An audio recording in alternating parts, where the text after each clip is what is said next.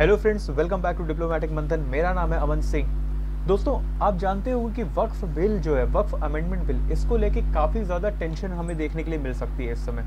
लेकिन अब ये बिल जब पास हो चुका है तो इस पे जो आप देख सकते हो कि केरला से कुछ एक न्यूज़ निकल के आ रही है, कुछ एक टॉपिक्स निकल के आ रहे हैं। वो है क्या? आज हम लोग उसी के बारे में डिस्कशन करने वाले हैं। क्यों जो कैथोलिक्स, जो ऑर्गेनाइजेशंस हैं, वो इसको इतना ज़्यादा सपोर्ट कर रही हैं, जबकि हम देख सकते हैं कि भारत के और किसी कोने से तो इतना ज़्यादा सपोर्ट नहीं देखने के लिए मिल रहा है क्रिश्चियंस के द्वारा, क्रिश्चियन कम्युनिटी के द्वारा। लेकिन आप देखो केरला में किस तरीके से इसको सपोर्ट दिया जा रहा है, सपोर्ट किया जा रहा है। तो बेसिकली आज हम उसी के बारे में बात करने वाले। लेकिन उससे पहले अगर आपने अभी तक मेरे चैनल को सब्सक्राइब नहीं किया तो आप जल्दी से उसको सब्सक्राइब कर लीजिए और बेल आइकन को ज़रूर हिट कर दीजिएगा ताकि आपको ऐसे अपडेट्स मिलते रहें। तो बेसिकली अगर मैं बात करूँ कि चल क्या रहा है, तो गाइज आप देख सकते हो कि केरला में ना क्रिश्चियंस कम्युनिटी जो है, क्रिश्चियन कम्युनिटी, वो वक्फ अमेंडमेंट बिल है जो उसको काफ़ी अच्छे से सपोर्ट कर रही है। तो इसी के बारे में मैं आपसे आज चर्चा करने वाला हूँ। ये जो बिल है, आपको पता होगा कि ये कल पास हो गया। कल आपको पता है ये रात में 2:30 बजे लगभग AM की बात कर रहा हूँ मैं, 2:35 पे ये बिल पास हुआ है। और आप सोच सकते हो कि इतनी रात तक जो चीज़ें चली हैं, क्या क्या इसको पास करने में कितनी ज़्यादा प्रॉब्लम्स क्रिएट हुई होंगी। तो बेसिकली आज हम इसी के ऊपर बात करने वाले हैं। ये राज्यसभा में तो पास हो ही गया था, फिर उसके बाद हर जगह मतलब ये पास होके अब ये एक्ट बनने वाला है। तो बेसिकली अगर मैं देखूँ तो नरेंद्र मोदी जी जो हमारे ऑनरेबल प्राइम मिनिस्टर है, उन्होंने भी इस पर ट्वीट किया है और उन्होंने बोला है कि ये एक वाटरशेड मोमेंट है, कि basically it is a watershed moment. और सारी चीज़ें जो सोशियो इकोनॉमिक जस्टिस, ट्रांसपेरेंसी को लेके ये काफ़ी ज़्यादा अच्छी चीज़ है। ये काफ़ी चीज़ें जो हैं ये बढ़ावा दे रही हैं इन सारी चीज़ों को।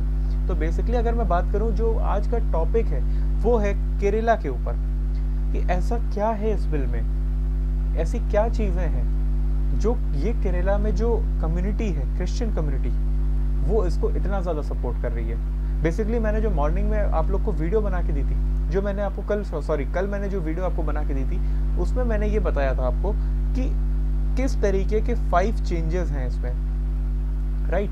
तो मैंने आपको इस पे 5 चेंजेस जो थे वो मैंने बता दिए थे। तो उससे किस तरीके से ये बेनिफिटेड होने वाले हैं, किस तरीके से केरला की जो क्रिश्चियन कम्युनिटी है वो बेनिफिट होने वाली है, मैं उसी के ऊपर चर्चा करने वाला हूँ। तो आइए देखते हैं। तो बेसिकली ये पास हो गया है हमारा लोकसभा में, कब? On Thursday. बेसिकली रात के हो गए थे, तो it would be like Friday, but yes. लेकिन अब मैं देख सकता हूँ कि क्रिश्चियन जो कैथोलिक चर्च हैं वो इसको काफ़ी अच्छे से वेलकम कर रहे हैं। बेसिकली देखो हुआ क्या है ना, अब एक मुनम्बम करके एक रीजन है ना, वहाँ पे इनकी जो ओनरशिप राइट्स है वो इनको वापस मिलेगी। बेसिकली ये रीगेन करेंगे अपनी ओनरशिप राइट, इसी को लेके ये इतना सपोर्ट कर रहे हैं। अभी मैं इसके पूरे हिस्ट्री में जाऊंगा, इसकी पूरी डिटेल्स आपको समझाने वाला हूँ। तो बेसिकली हुआ क्या है, लेकिन जो देखो मुस्लिम ऑर्गेनाइजेशंस है ना, जो मुस्लिम ऑर्गेनाइजेशंस है वो इसको कह रही हैं कि ये कहीं ना कहीं संविधान के खिलाफ है। तो अगर मैं आपको बताऊं कि ये जो मुनम्बम लैंड डिस्प्यूट था ये था क्या, तो देखो बेसिकली ये 400 एकर्स का लैंड डिस्प्यूट था। और ये कहाँ पे, मैं आपको अगर इसकी लोकेशन दिखाऊं तो ये देखो, ये कोच्चि है और कोच्चि से नॉर्थ साइड में आप देखो तो यहाँ पे आपको मुनम्बम देखने के लिए मिल सकता है। तो बेसिकली ये इसकी लोकेशन है और इसी की वजह से यहाँ पे 400 एकर्स की एक लैंड थी, ठीक है, 400 एकर्स की लैंड थी जिसको घोषित कर दिया गया था कि वो एक वक्फ प्रॉपर्टी है। वो वक्फ प्रॉपर्टी में ये घोषित कर दी गई थी, जिसकी वजह से हमें ये सारे डिस्प्यूट्स देखने के लिए मिल सकते हैं। अगर मैं बात करूं कि जो कैथोलिक फैमिलीज हैं वो यहाँ पे डिकेड्स से रह रही हैं, वो डिकेड से रह रही हैं, लेकिन फिर भी इस चीज़ को वक्फ घोषित करने की वजह से बहुत सारे डिस्प्यूट्स हमें सामने देखने के लिए मिल सकते हैं। तो अगर मैं बात करूँ इसके ओरिजिनल, तो यार जानते हो ओरिजिनली ये जो लैंड थी ये किसकी थी? ट्रैवनकोर रॉयल फैमिली की। ये लैंड जो थी ना ओरिजिनली ट्रैवनकोर रॉयल फैमिली की, और बाद में इन्होंने क्या किया था, इन्होंने इसको लीज पे दिया था एक ट्रेडर को जिसका नाम था अब्दुल सत्तर मोसा सैयद, और ये कब दिया था? 1902 में। लेकिन बाद में क्या होता है ना कि ये जो मिस्टर अब्दुल थे, इन्होंने क्या किया, इन्होंने ये जो लैंड थी ये हैंड ओवर कर दी किसको? फारूक कॉलेज को। और जिसने फारूक कॉलेज ने इसको क्या किया, वक्फ डीड के तहत वक्फ डीड बना दिया। आपको पता होगा कि वक्फ डीड जो है वो एक लीगल डॉक्यूमेंट है, तो वक्फ डीड के तहत इसको ये चीज़ डीड बना दी, और जिसकी वजह से ये क्या हुआ कि लास्ट में वक्फ प्रॉपर्टी में क्लेम हो गया। बेसिकली अगर मैं इस पे बात करूं तो यहाँ पे देखिए काफ़ी टाइम से ये सारी चीज़ें, ये लोग कोर्ट के चक्कर भी लगा रहे थे, सब कुछ हो रहा था, लेकिन ये चीज़ें जो होती ना, ये ज़्यादा लाइट में नहीं आ रही थी। बेसिकली 2022 में, 2022 में जो वक्फ बोर्ड थे, उन्होंने जो रेवेन्यू डिपार्टमेंट है उसको भी ये हिदायत दी थी कि आप इनसे हाउस टैक्स जो होता है वो मत लीजिए, आप इनसे हाउस टैक्स ना लीजिए, ये भी उन्होंने बोला था।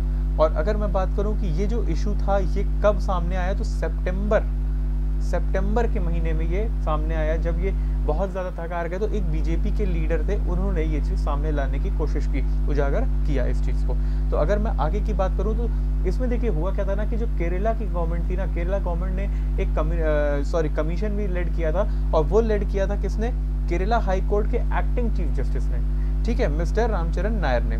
तो इन्होंने भी ये किया था, लेकिन उसको भी इन्होंने क्या किया, ओवरटर्न कर दिया भाई। उसको भी इन्होंने कहा कि नहीं नहीं, ये इसका कोई मतलब नहीं है, ये बेकार है, कोई मतलब नहीं है इसको करने का।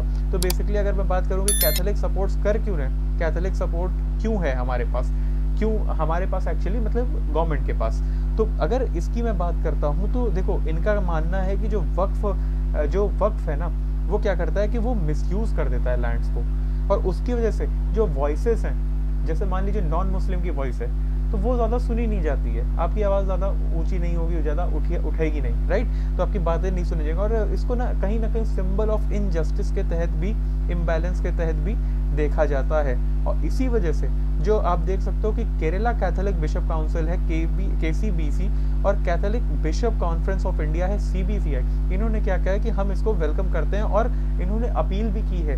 अपील किससे की है, इन्होंने केरला के MP से भी कहा है कि आप इसको सपोर्ट करिएगा, ये जो अमेंडमेंट बिल है इसको आप पार्लियामेंट में सपोर्ट करिएगा। लेकिन अब अगर मैं बात करूँ पॉलिटिकल चीज़ों की, कुछ पॉलिटिक्स की मैं बात करूँ, तो जो पॉलिटिकल जो MPs है ना वहाँ पे कांग्रेस के, वो बेसिकली डायलेमा में, और डायलेमा में किस तरीके से, देखो क्या होता है, देखो सेंटर पे तो अपोज ही हो रहा है, राइट, कांग्रेस सेंटर पे तो ये अपोज ही कर रही है, लेकिन केरला में ना कहीं वोट बैंक भी है क्रिश्चियंस का, तो उनको भी नाराज नहीं करना चाह रहे हैं, और सेंटर की भी बात माननी है। तो बेसिकली इसी डायलेमा में है कि हम करें क्या, है ना। तो अगर मैं बात करूं, यही सेम चीज़ है CPI की भी, CPI में भी आपको यही सारी चीज़ें देखने के लिए मिल सकती है, क्योंकि उनको कहीं ना कहीं मुस्लिम सपोर्ट बेस भी है, और क्रिश्चियन एंगर भी उनको झेलना पड़ेगा, क्योंकि अगर आप सपोर्ट में बोलते हो तो भाई देखो मुस्लिम्स नाराज़ होंगे, और अगर आप अगेंस्ट बोलते हो तो क्रिश्चियंस आपको नाराज़ में दिखेंगे। और अगर मैं बीजेपी की बात करूँ तो यार डेफिनेटली उसके हाथ में तो ये चीज़ पॉजिटिव की तरह ही देखी जाएगी, उसने एक अपॉर्चुनिटी की तरह ही इसको देखा, कहीं ना कहीं अपॉर्चुनिटी ही है। बेसिकली उनका कहना है कि ये जो है ना, हम कहीं ना कहीं क्रिश्चियन पुअर को अपने साथ मिला के रखना चाहते हैं, और इससे एक और चीज़ ये बढ़ाएंगे, वो है हिंदू क्रिश्चियनिटी का जो यूनिटी है, ये भी बेसिकली इसको आप प्रमोट करते हुए देख सकते हो। तो कहीं ना कहीं ये उनका, तो आपने देखा होगा कि मोदी जी भी काफ़ी ज़्यादा रैलियां कर रहे हैं इधर बीच वहाँ पे। तो बेसिकली अगर मैं बात करूँ मुस्लिम ऑर्गेनाइजेशंस की, तो जैसे यहाँ पे आप देख सकते हो ऑल इंडिया यूनियन मुस्लिम लीग, फिर all India Muslim personal law board, ये सारी जो चीज़ें ना, जो ऑर्गेनाइजेशंस है, ये सारे ऑर्गेनाइजेशन इसको कहीं ना कहीं अनकॉन्स्टिट्यूशनल देने की कोशिश कर रहे हैं, बताने की कोशिश कर रहे हैं कि ये अनकॉन्स्टिट्यूशनल है, ये कहीं ना कहीं कॉन्स्टिट्यूशनल फ्रीडम को छीन रहा है, ये सप्रेस करेगा किसको, मुस्लिम राइट्स को, और बेसिकली जो कम्युनल टेंशन है और पोलराइज कर देगा सोसाइटी को। तो बेसिकली ये सारी चीज़ें हमें देखने के लिए मिल सकती। लेकिन अगर हम बात करें कि वक्फ प्रॉपर्टी इंडिया में है कितनी, किस टाइप की वक्फ प्रॉपर्टी है इंडिया में, तो आप देख सकते हो कि 8,72,324, मतलब 8,72,324 लगभग इतनी ज़्यादा वक्फ प्रॉपर्टीज़ जो इमूवेबल वक्फ प्रॉपर्टी है वो है इंडिया में। अगर मैं आपको इसको मैप के तहत दिखाऊं तो सबसे ज़्यादा आपको प्रॉपर्टी देखने के लिए मिल सकती है उत्तर प्रदेश में, और इसी तरीके से हमारे जो स्टेट वाइज हैं ये डिवाइड हैं। तो बेसिकली अगर उत्तर प्रदेश की मैं बात करूं तो इसमें हाईएस्ट नंबर ऑफ है, और वो कितना है, 2,32,000 के आसपास, 2,32,000। गाइज यू कैन सी कि इसमें कितना ज़्यादा, जैसे आप देख सकते हो वेस्ट बंगाल में 80,000, Punjab contains 75,000, and Tamil Nadu with 66, and Karnataka with 62, Gujarat with 39, and Telangana with 45,000 Waqf properties. Basically इसमें प्लॉट्स हैं, फिर मतलब मदरसाज हैं, और इस तरीके से अगर मैं बात करूं तो ये देखिए आप देख सकते हो जितनी भी है ना, उसका लगभग 27% जो सिर्फ और सिर्फ यूपी में है। मतलब you can see in all, देखिए कैसा है ना कि मैं अगर आपको ये बताऊं कि ये पूरे इंडिया में लगभग 8 लाख में से 27% सिर्फ और सिर्फ किस में है, यूपी में। तो अगर इसको मैं आगे देखता हूँ कैसे ये कैटेगराइज्ड है, कैसे ये मैनेज्ड है, तो आप देख सकते हो कि लगभग इतना ग्रेवयार्ड्स में है। तो आप ये देख सकते हो, है ना, इसी तरीके से सारी चीजें इन्होंने डिवाइड करके रखी है। 92,000 प्लॉट्स, 92,000 प्लॉट्स आप समझ सकते हो वक्फ प्रॉपर्टी के अंदर है। 33,000 दरगाह, फिर 64,000, 1,40,000, 1,50,000, इस तरीके से सारी चीजें इन्होंने डिवाइड करके रखी हुई है। तो एज सच ये इमूवेबल प्रॉपर्टी का वो है। बेसिकली ये जो क्वेश्चन, ये जो आपके लिए मैं वीडियो लेके आया हूँ, ये आपके लिए पॉलिटिकल पॉइंट ऑफ व्यू से तो इतनी इंपॉर्टेंट नहीं है, लेकिन यस डेफिनेटली ये जो इसकी हिस्ट्री थी, 400 एकर्स जो लैंड था, इसकी हिस्ट्री ये आपको जानना चाहिए। और क्रिश्चियन कम्युनिटी का जो सपोर्ट है वो भी आपके लिए बहुत इंपॉर्टेंट लगता है, रखता है, मायने रखता है। इसकी देखो, इस लोकेशन भी स्ट्रेटेजिक हो सकती है। और उसके बाद अगर मैं बात करूँ कि आज के क्वेश्चन की, आई will be ending this video with a question, with a beautiful question, and that is, देखो क्या है ना, ये क्वेश्चन आपके सामने, this is okay, regarding the Waqf amendment bill only which was passed in 2024। तो बेसिकली 2024 में जो वक्फ अमेंडमेंट बिल था उसके ऊपर जो बात करी गई है उसी के, देखो ये चीज़ क्या होती है ना, ये क्वेश्चंस करने से आपका एक रिवीजन ही होता है। तो बेसिकली इसको आप जरूर कमेंट में मेरे को आंसर दिया करो। I will be meeting you, these are your options, I will be meeting you in next video.